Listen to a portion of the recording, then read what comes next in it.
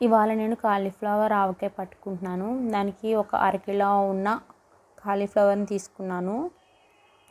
దాన్ని ఈ విధంగా ముక్కలు కట్ చేసి పెట్టుకున్నాను.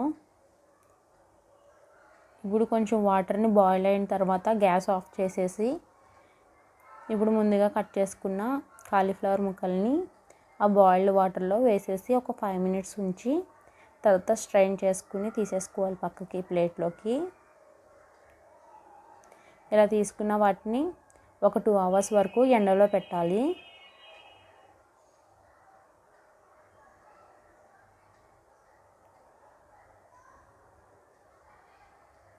ఇలా 2 అవర్స్ వరకు ఎండలో పెట్టుకోవాలి, తడి తేమంతా పోయేంత వరకు.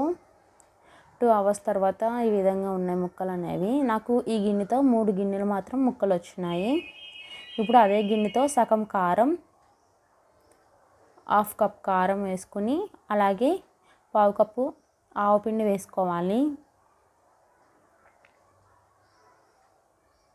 ఈ పచ్చడికి ఆవాలేమి డ్రై రోస్ట్ ఏమి చేయని అవసరం లేదు.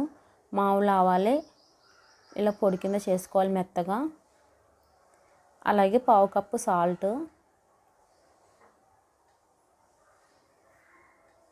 ఫస్ట్ తగ్గించేసుకున్న తర్వాత చూసుకుని వేసుకోవచ్చు నెక్స్ట్ డే కలిపేటప్పుడు. ఇప్పుడు ఇవన్నీ కూడా కాలీఫ్లవర్లో వేసేసుకుని కలుపుకోవాలి. దీంట్లోకి వెల్లుల్లి రెబ్బలు వేసుకున్నాను తొక్క వలుచుకుని.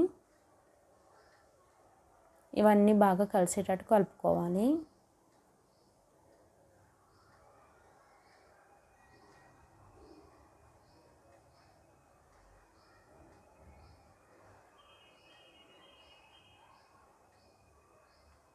ఇలా కలుపుకున్న తర్వాత దీంట్లోకి 3/4 కప్పు వేరుశనగ నూనె వేసుకోవాలి. అదే కప్పుతోటి మెజర్మెంట్స్ అన్నమాట అన్నీ కూడాను.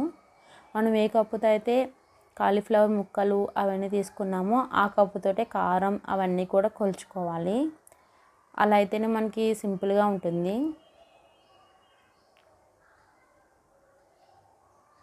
ఇలా అన్నీ కలిసేటట్టు కలుపుకోవాలి కింద నుంచి పై వరకును. నూనె, కారం అవన్నీ బాగా కలిసేటట్టు ఇలా కలుపుకున్న తర్వాత దీంట్లోకి 2 నిమ్మకాయలు నిమ్మరసం వేసుకోవాలి. ఈ నిమ్మరసాన్ని అరగంట సేపు ఎండలో ఉంచాను. ఎండలో పెట్టుకుని వేసుకోవాలి.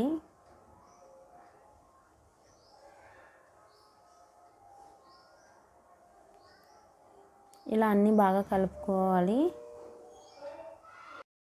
అంతే, ఎంతో టేస్టీ అయిన కాలీఫ్లవర్ ఆవకాయ రెడీ అయిపోయింది.